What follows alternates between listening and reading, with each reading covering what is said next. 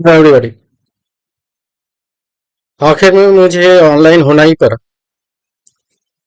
मैं पिछले 1 साल से वीडियो डाल रहा था, कोई नहीं सुना, या फिर बहुत सारे लोग सुने, बोले कि आप सामने आओ, कौन हो, क्या हो। मैंने अपना स्टोरी भी रखा आप लोगों के सामने।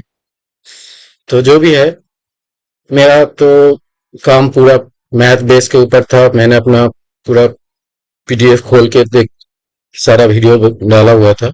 तो मैं समझता था कि मेरे सामने आने का या ना आने का कोई दरकार नहीं था, इसलिए आज मुझे अपना वॉइस देना पड़ रहा है। क्योंकि यही शायद भगवान की लीला है। देखिए ना, एक बंदा आईआईटी से छोड़ के वो स्पिरिचुअलिटी के पद पे चला गया, और अभी बहुत कुछ वो बोल रहा है, जो कि ना साइंस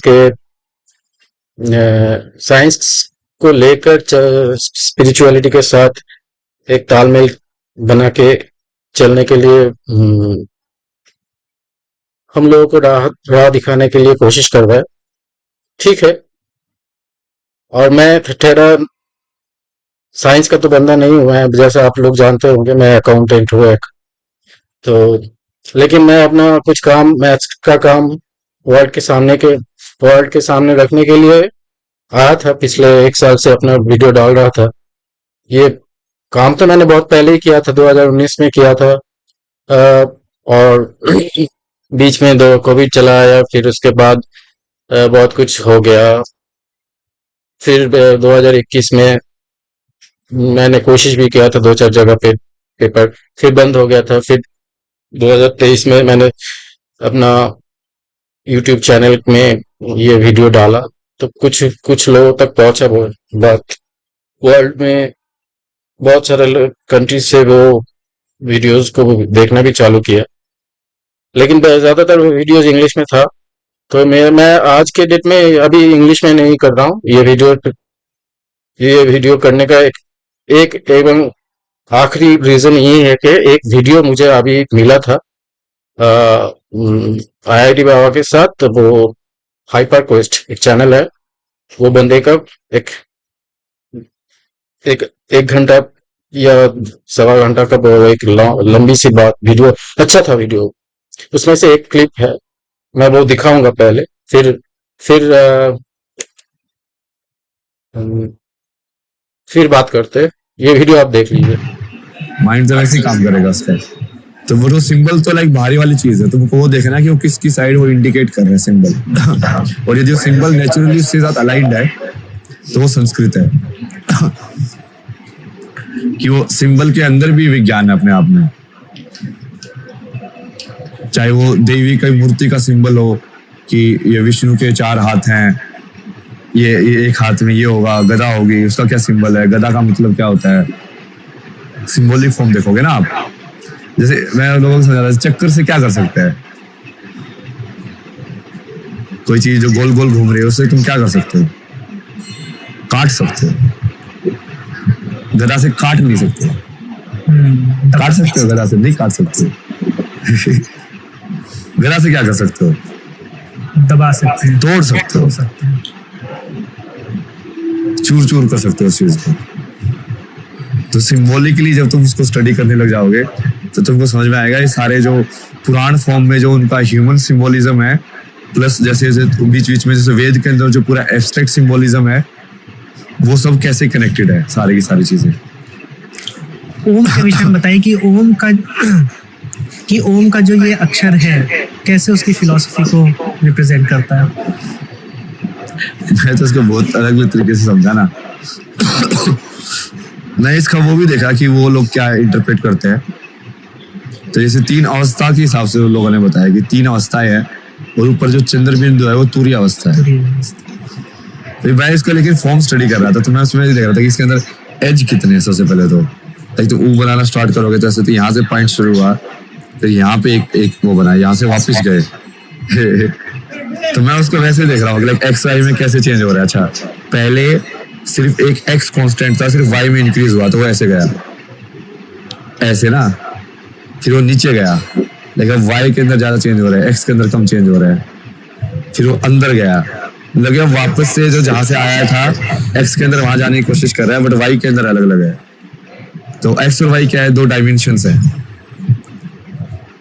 उसको लाइक सिंबल को तुम वैसे भी समझ सकते हो कि कर्व का कर्व होना मतलब क्या है, उसको प्रॉपर न्यूमर नंबर्स में कन्वर्ट कर दो ना, पूरा पूरा ओम को इक्वेशन में कन्वर्ट कर दो भाई। तो सब कुछ क्लियर हो जाएगा ना उसके बाद। यदि हमने सारे चक्रा सिंबल्स इन सबको सारे के सारे को इक्वेशन में कन्वर्ट कर दिया तो ये डिबेट ही खत्म हो जाएगी ना अध्यात्म और विज्ञान वाली। ये मार्ग सही है कि ये आपको खुराफात लगती है? नहीं नहीं, वो सही है ना, खुराफात क्या है? मैथमेटिकली है ना यार, वो तो मतलब इसमें सही और गलत भी क्या होगा। आप अपनी बुक में तो आपको क्या लगता है हाइपरक्वेस्ट का जो क्वेश्चन है वो ये मार्क सही है या फिर खुरापात लगता है? मेरा आंसर तो रीमन हाइपोथेसिस है। आपका आंसर जो भी होगा वो आ, आप जानो, लेकिन मैं इसी के बारे ऊपर थोड़ा बात करने के लिए आप ये वीडियो डाल रहा हूँ। मेरा इसमें कुछ भी इंटेंशन नहीं है कि अभी आईआईटी बाबा जो है वायरल है, ट्रेंडिंग में जा रहा है, इसके लिए उसके ऊपर सवार हो जाओ, थोड़ा बहुत व्यूज कमा लो। वैसे मेरा चैनल तो उतना बड़ा है नहीं, 400-500 वीडियो सब्सक्राइबर है और उससे आगे उम्मीद भी नहीं है। मैं चैनल बंद ही करने वाला, आजकल बहुत कम ही वीडियो डालता हूँ। लेकिन ये जो क्वेश्चन हाइपर क्वेस्ट की तरफ से रखा गया है, ये क्या खुराफात है या फिर, और उनका जो अभय सिंह का जो स्टेटमेंट है, सब नंबर में कन्वर्ट कर दो तो पूरा क्लियर हो जाएगा सभी की। तो ऐसा क्या होता है, हो सकता है? रीमैन हाइपोथेसिस एक एवं एक आखिरी रास्ता है जिससे हम पूरा चीज को रिकॉन्साइल कर सकते। तो मैं ये मेरा 200 पेज का जो पेपर, उसमें उतना डिटेल में नहीं जाऊंगा। और ये जो वीडियो मैं सिर्फ इंडियन व्यूअर्स के लिए ही डाल रहा हूँ। ज्यादा से ज्यादा जो कॉम में मुझे जो ऑब्जेक्शन आया था वो, मैं एक बार अभय सिंह ने भी बोला है कि 1 = 0 और 0 = 1 = तीनों चीज को वो एकदम मैथ्स के हिसाब से वो इक्वल दिखा रहा है। लेकिन उतना भी डाइल्यूट सेंस में नहीं लेने के, हम उसके पीछे का स्टोरी भी है तो वो थोड़ा समझना पड़ेगा। जब वो 0 = 1 = बोल रहा है तो, और उसमें आपको थोड़ा स्ट्रक्चर ढूंढना है। जीरो तो वैसे 1 नहीं हो सकता है ना, जीरो कब हो सकता है 1? उसके 0 प्लस 1, 0 = 1 - 1 ऐसा लिखोगे तो हो सकता है। और 1 कब 0 हो सकता है? फिर वही 1 - 1, ये क्या हो गया हमारा एडिटिव आइडेंटिटी हो गया। इन्फिनिटी कब हो सकता है? समथिंग बाई 0, या फिर 0/0, 1/0। तो वो भी है।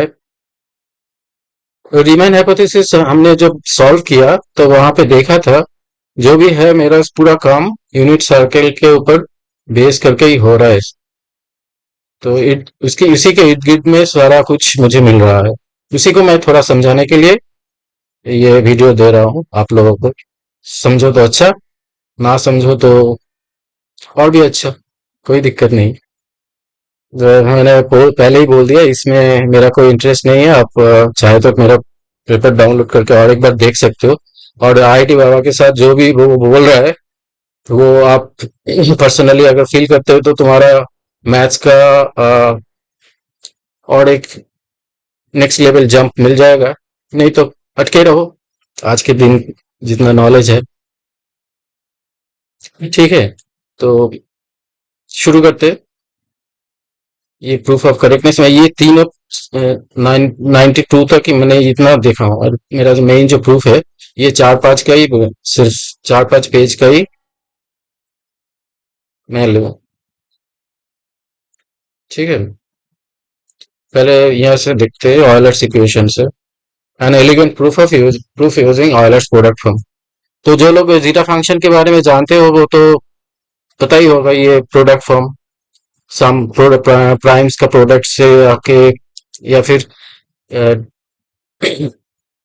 1 + 2 + 3 प्लस और नेचुरल नंबर्स का जो सम फॉर्म है, और एक दूसरा एक फॉर्म आता है प्रोडक्ट। तो एक प्रोडक्ट फॉर्म में कोई भी फंक्शन जीरो कब होगा, जब उसका एक प्रोडक्ट का जो टर्म्स है उसमें से एक टर्म को हम जीरो कर देंगे, तो वो पॉसिबल होगा कि उसका पूरा प्रोडक्ट जीरो हो जाए, because some anything multiplied by zero equals to zero. तो वो कब होगा, जब किया वन प्लस आर मैंने उसको पहले हम लोगों को वो जो प्राइम्स को जो है उसको हम कॉम्प्लेक्स फॉर्म में to be precise r into e theta, e i theta, या फिर एक्सपोनेंशियल फॉर्म में लिख लेते। तो इससे इसमें हमको एक फायदा मिलेगा कि मैं साथ में हमको जियोमेट्री टोटल जियोमेट्री स्ट्रक्चर भी पता चल जाएगा क्या हो रहा है जियोमेट्री के अंदर। तो ये इसका शायद ग्राफ वगैरह दिया हुआ है, वो पहले चला गया है। आप यहाँ पे ग्राफ मिल जाएगा, देख लेना। यूनिट सर्कल का कॉन्सेप्ट है, वो ऊपर है। हम्म, ये वाला यहाँ पे सारा ये दिया हुआ है फाउंडेशन वर्क में, क्या क्या क्या स्ट्रक्चर है इसमें और क्या कहाँ से मिलता है। इसमें थोड़ा टचअप भी मिल जाएगा जीटा फंक्शन का बेस। और मैंने तीनों जो प्रूफ निकाला है उसका तीनों प्रूफ का जस्टिफिकेशन, या फिर मैं तो उसमें उतना साइंटिफिक बंदा नहीं नहीं हूँ, तो जैसे मैं मुझे जितना आता था उसी से लिखता चला गया।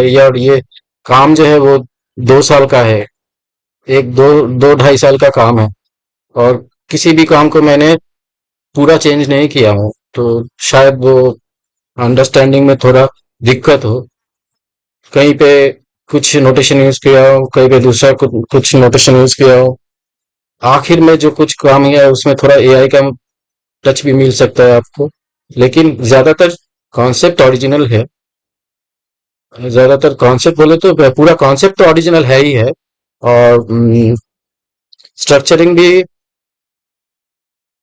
As it is. आप अगर मेरा फर्स्ट जो काम इंटरनेट में मिलेगा आपको, वहां से ट्रैक करोगे तो बहुत ही कम चेंजेस दिखने को मिलेगा। मैंने कुछ ट्रेल डिलीट नहीं किया हूँ। जैसे आपको 2019 में 19 का पेपर मिलेगा उसके हिसाब से जहां जहां पे मैंने थोड़ा ऐड किया हूँ, कहीं पे कुछ डिलीट नहीं किया हूँ। जहां तक मुझे याद है कुछ भी डिलीट नहीं किया हो, थोड़ा टाइपोस वगैरह मैंने इधर उधर किया है, तो वो देख लेना। यहाँ पे ये जो 5 लैटिस पॉइंट्स मैंने बताया था, 1 + i - 1 - i = 0। तो वो जो बोल रहा है 1 = 0 = वो करने से पहले हमको ये यूनिट सर्कल का जो कॉन्सेप्ट है वो थोड़ा हमको डेफिनेशंस के अंदर आई को डिफाइन करना पड़ेगा। आज का जो डेफिनेशन है i = (-1), वो उतना काफी नहीं है, क्योंकि वो हमको डुअलिटी में अटक के रखता है। और ये बंदा जो बोल रहा है कि हमसे डुअलिटी के ऊपर शिव में विलीन होना पड़ेगा, शिव शक्ति में विलीन होना पड़ेगा, तब भी जाके मोक्ष मिलेगा, तो वो अपना काम एक्सपीरियंस बता रहा है स्पिरिचुअलिटी के अंदर। लेकिन साइंस में भी वो ही बात है, जब तक हम आई को हम इन्फिनिटी को नहीं समझेंगे ठीक तरह से, सिंगुलरिटी को नहीं समझेंगे, और सिंगुलरिटी 0/0 फॉर्म में नहीं, कुछ दूसरा फॉर्म में, स्ट्रक्चर्ड फॉर्म में सब कुछ यूनिफाई करके जब तक यूनिफाई नहीं करेंगे।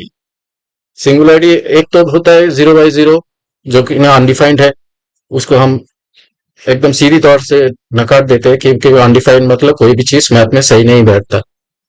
तो लेकिन और दूसरा एक रास्ता है कि हाँ, आप सारे मैथ्स को आप अगर मिला लो एक ही चीज में, यूनिफाई कर दो, जो कि ना क्वांटम मैकेनिक्स भी कर रहा है, लेकिन और रिलेटिविस्टिक थ्योरीज जो है वो भी कोशिश कर रहा है, लेकिन अब तक हो नहीं पाया वो यूनिफिकेशन।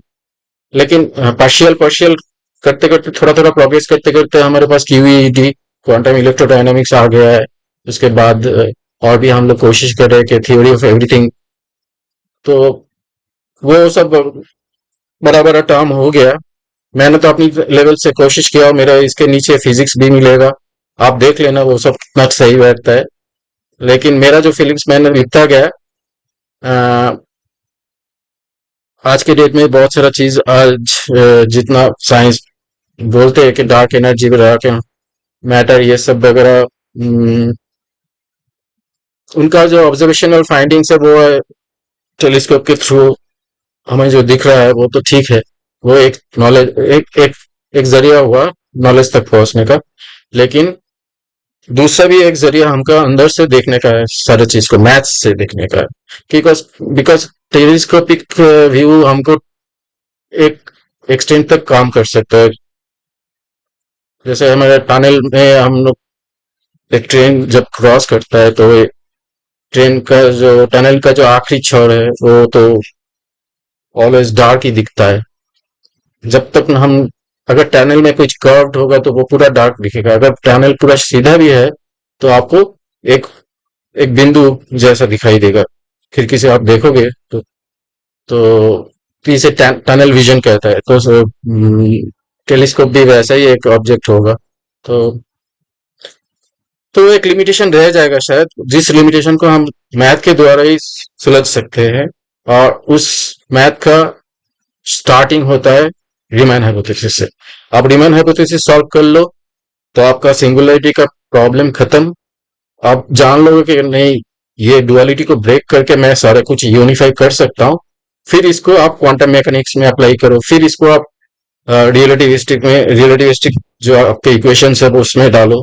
फिर इसको आप बाकी सारा चीज जो आप करना चाहते हो एआई में डालो, वो या फिर मशीन लैंग्वेज में डालो, जो भी करना चाहते हो। सारे कुछ का दवा एक, सारे दर्द का दवा यही मरीज है। तो ये रीमैन हाइपोथेसिस जो बोल रहा है, वो सारा चीज घूम रहा है किसके ऊपर, जो additive identity, multiplicative identity, 1+i-1 minus i is equal to 0। जो भी आपको दिख रहा है, सारा चीज, सारा मैथ जो हमने खड़ा किया है अब तक जो बोले तो क्या क्या खड़ा किया है। आप सिंपल अरिथमेटिक से ले लो, अरिथमेटिक, अलजेब्रा, और कुछ फंक्शंस हमने किए। फिर कैलकुलस हमने डिराइव किए, जो कि रेट ऑफ चेंजेस और ग्राफ्स, सम ऑफ मैंने इंटीग्रेशन वगैरह वो सब किए हैं। और इस वहां से लेके हम लोग ब्रांच आउट हो गए, स्पेशलाइज कर दिए, जियोमेट्री का डिविजन, बहुत सारा ब्रांचेस खोल लिए। फिर उसके बाद बहुत सारा स्ट्रक्चर के ऊपर हम लोग काम करना शुरू कर दिए, ब्रांच आउट कर लिए। ऐसा मैथ्स तो बहुत फैलता जा रहा है, फैलता जा रहा है। आगे कहाँ तक फैलेगा वो हमको पता भी नहीं। लेकिन पता होना चाहिए कि हमको पूरा पता होना चाहिए। तो वो तो हमको अगर पता रहेगा कि ये मैथ्स का लिमिटेशन है तो हम लोग सही तरह से काम करें। तो उसके लिए गोडेल इनकम्प्लीटनेस हमारे पास है।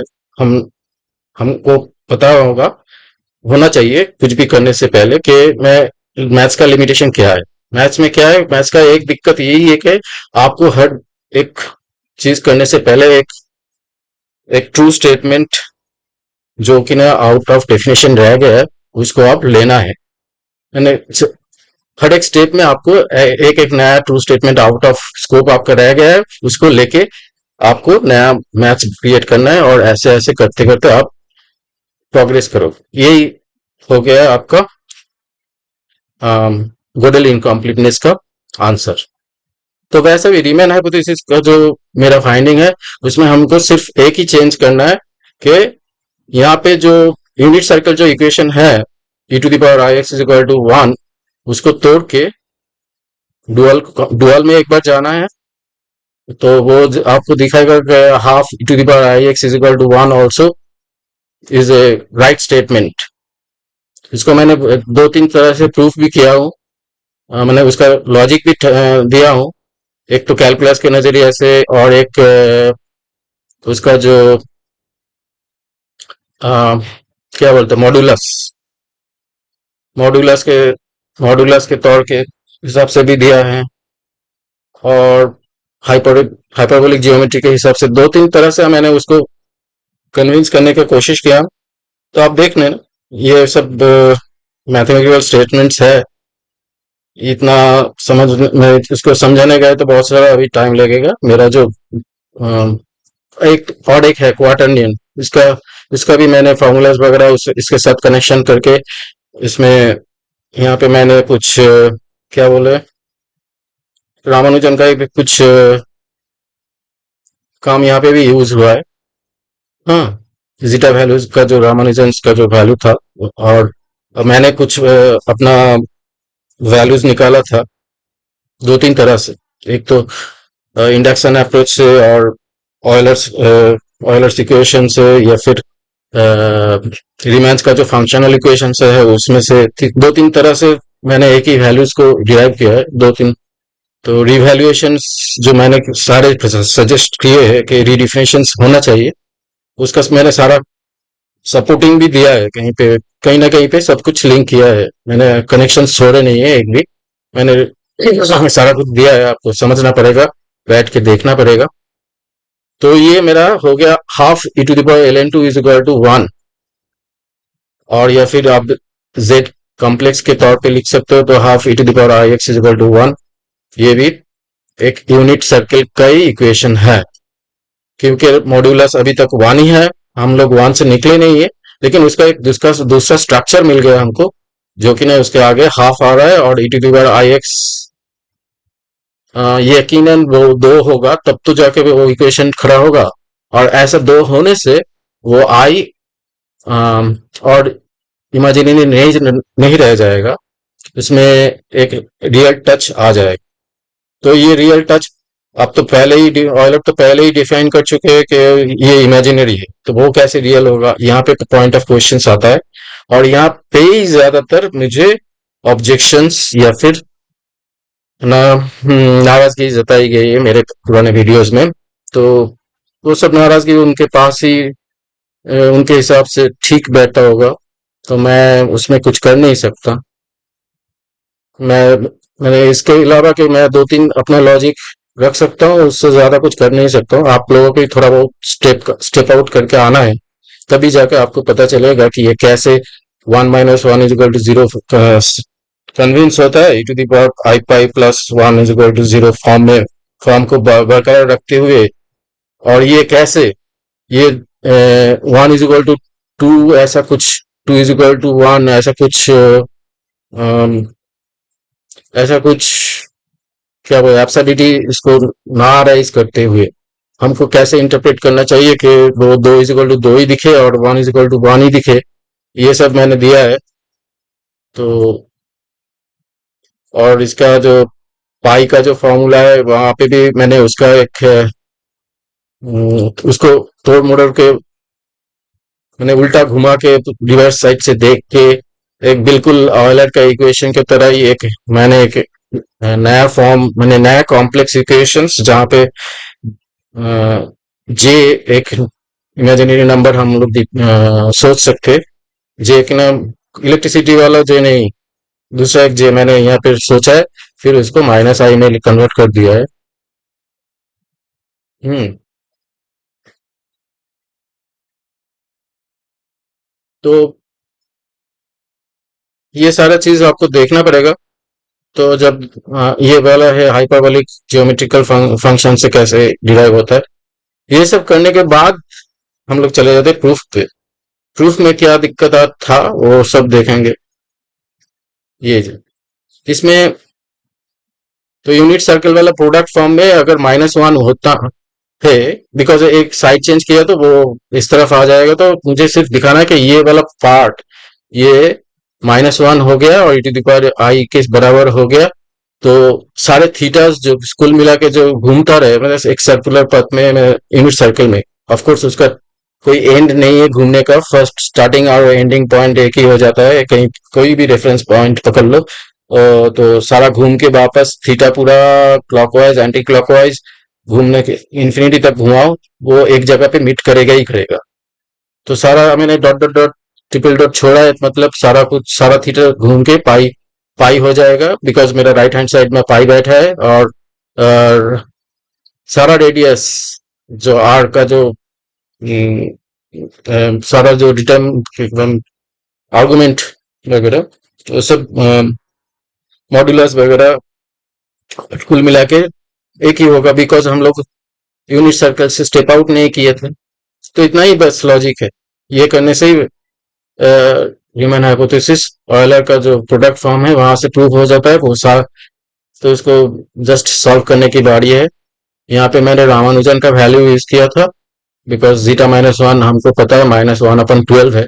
ये वैल्यू से ही वो माइनस थीटा का जो -12 पाई निकला है और आर का जो हाफ निकला है वो मैं फाइनली प्रूव डाल दूंगा, तो आर कॉस थीटा फॉर्म में डाल दूंगा तो मुझे रियल पार्ट मिल जाएगा।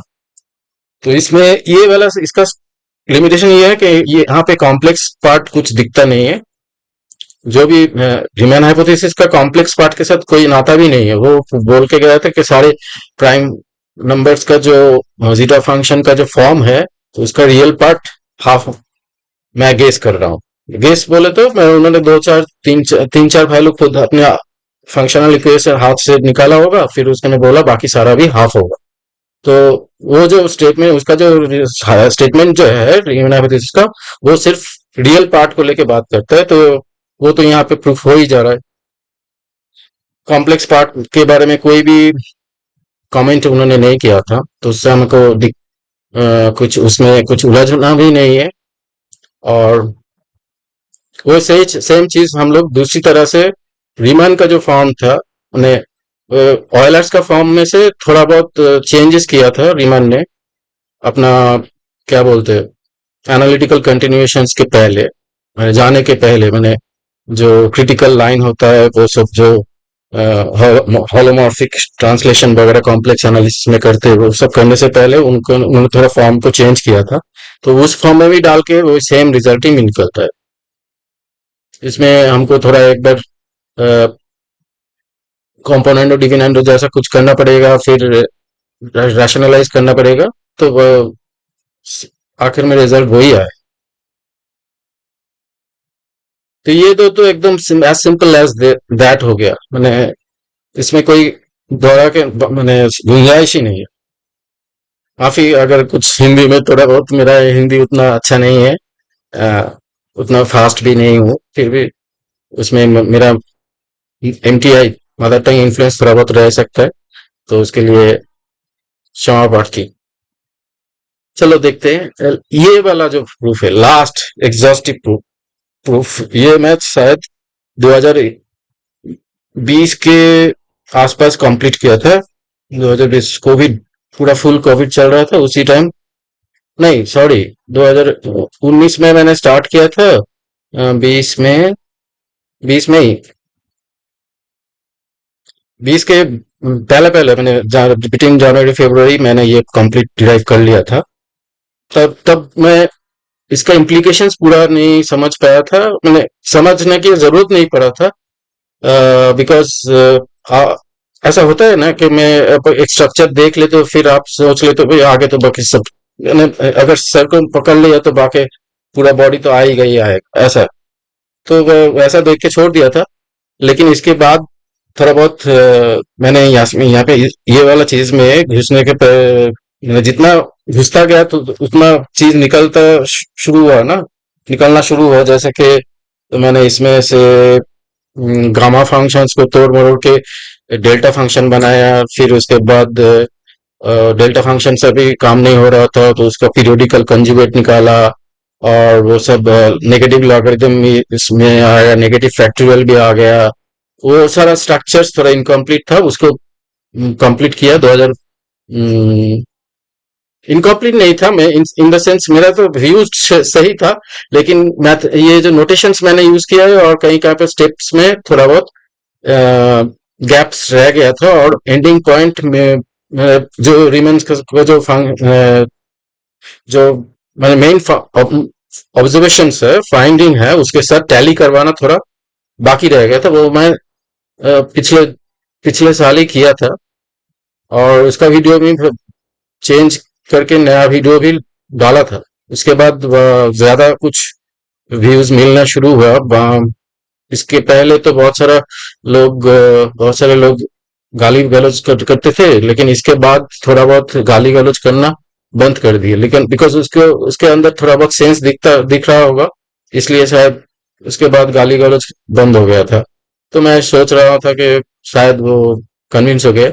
लेकिन आज भी अगर मैं किसी को कोई पोल या फिर ऐसा कुछ यूट्यूब में पोल चला हो, तो मुझे आज भी मैं 100 में से 80% लोग ऐसे मिलेंगे कि आई इज इक्वल टू ln 2 पे जाके अटक जाए, वो नहीं मानेंगे। तो मैं इसीलिए अभी डिबेट करना छोड़ दिया हूँ, राम भरोसे छोड़ दिया हूँ, या फिर सब महेश महादेव महादेव में छोड़ दे रहा हूँ। ठीक है, तो और क्या बताए, यही था सब कुछ। ये तीनों प्रूफ आप देख लोगे तो आईआईटी वाले बाबा जो ये जो था ना, यही मेरा लास्ट ऑल्टरनेट फंक्शंस का फॉर्म निकल के आया था। This can be rewritten in terms of gamma function gamma 3 minus s और पाई फंक्शन पाई 2 minus s। तो ये वाला जो फॉर्म है पर्टिकुलरली वो शक्ति वाला फॉर्म मान लो, जो अर्धनारीश्वर वो सब जो स्पिरिचुअली बोल रहे हैं, जब जहां पे जाके सब कुछ एकदम जीरो, या फिर तुरियो तुरियो जो स्टेट है, वो जो ओम के ऊपर जो चंद्रमा के बात कर रहा है, तो वो वाला स्टेट यहाँ पे मिलेगा। यहाँ पे मैं अगर आप ऐसा बोल रहा हूँ कि आप फिर मैथ्स के साथ वो सब क्यों मिक्स कर रहा हूँ, तो मैं वही बात बोलूंगा जो अभय सिंह ने बोला था एकदम फर्स्ट व्यू में उसका। आखिर में सब कुछ यहीं पे शून्य पर ही खत्म होता है। तो आपको अगर कुछ करना है, कुछ सारे मैथ्स को अगर समझना है, तो आपको जीरो तक आना ही पड़ेगा, किसी भी रास्ते से आओ।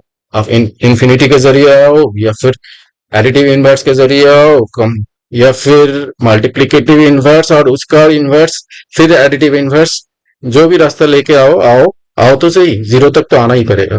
नहीं तो आप नहीं समझोगे इन्फिनिटी के फैलाव को। अगर वहां पे अगर खो जाते हो तो तुमको कुछ नहीं मिलने वाला भाई। तुम काल के चक्र में फंसते फंसते जाओगे, और अंधेरा में रहेगा, और डार्क एनर्जी, डार्क मैटर जैसा चीज आप कभी भी सॉल्व नहीं कर पाओगे। तो तो तो क्या, तो यहाँ पे खत्म करते हैं, बहुत बहुत टाइम हो गया। आप देख लेना एक पेपर्स, मैं अपना वॉइस ये फर्स्ट टाइम दे रहा हूँ, और मुझे कुछ भी नहीं चाहिए भाई। मुझे इतना वायरल वगैरह होना नहीं है। मैं बस आपको थोड़ा और एक बार एक तो बनता था, एक अपना वॉइस एक वीडियो बन, तो इसीलिए मैं एक बार आया ऑनलाइन। और देख ये ऐसा कुछ मत कर देना भाई कि मुझे आईआईटी बाबू को छोड़ के मुझे ढूंढने लगे। प्लीज मत करना ऐसा, मुझे कोई शौक नहीं है। कोई शौक नहीं है, ऐसा बोलना ठीक नहीं रहेगा। वो बंदा अपना रास्ता ढूंढ लिया है, और वो सही, बिल्कुल सही जा रहा है। आखिर में मोक्ष की तरफ ही सबको जाना है, तो अपना रास्ता ढूंढ रहा है, मतलब ठीक है उसका लाइफ। लेकिन हमारा क्या है, हम लोग तो बाल बच्चे वाले आदमी हैं, तो थोड़ा हाथ पैर बंधा हुआ है। अभी तो हम जा नहीं सकते उसका राह पे, और ये राह भी छोड़ नहीं सकते। और आप जो कुछ अगर वायरल वगैरह हो जाए, तो वो सब में भी कुछ मोह नहीं रखता हूँ। तो इसीलिए ना मैं एकदम पहला वीडियो में ही डाल के दिया था कि मैंने सॉल्व किया है, और रखो अपना $1,000,000, सिर्फ अपना मेरा काम देखो भाई, और कुछ मत सोचो। जो भी है, ऑयलर का काम, रीमैन का काम, और मैं जो बोल रहा हूँ, सब सारे चीज मिला के देखो। अगर यूनिफिकेशन ठीक तरह से नहीं बैठता है, तो मुझे बताना। यूनिफिकेशन किया हूँ, इसलिए मैं बोल रहा हूँ कि आपको इधर ये वाला जो, अगर आज नहीं मान रहे हो ठीक है, आप लोग 50 साल तक नहीं मानोगे, 30 साल तक, 30-40 साल तक इसको ऐसे ही अंधेरे में ढकल के रख दोगे, वो भी चलेगा, कोई दिक्कत नहीं। आगे आगे थोड़ा सब कुछ दिखेगा आपको। चलाओ कितना और भी बड़ा बड़ा टेलीस्कोप लगाओ, क्या मून कोलाइडर जैसा एक लार्ज कोलाइडर बनाओ, और उसके एटम के अंदर क्या क्या तोड़ना चाहते हो सब कुछ तोड़ फोड़ डालो, कुछ नहीं, कुछ फर्क नहीं पड़ेगा। अल्टीमेटली आपको जीरो कहीं नहीं मिलेगा। क्यों? क्योंकि स्पेस में आपने जो टेम्परेचर निकला है, वो 2.7 डिग्री केल्विन जो कि नॉन जीरो है। और वो 2.7 कहाँ से आ रहा है? 2.7 वो आपका जो ई बैठा है ना, वो बिल्कुल वही है। आप टूटते जाओगे वो मैथमेटिकल ऑयलर्स कांस्टेंट उसी में उसी के इर्द गिर्द घूमता रहेगा, because E itself is that number. उसी में हम लोग भी घूम रहे।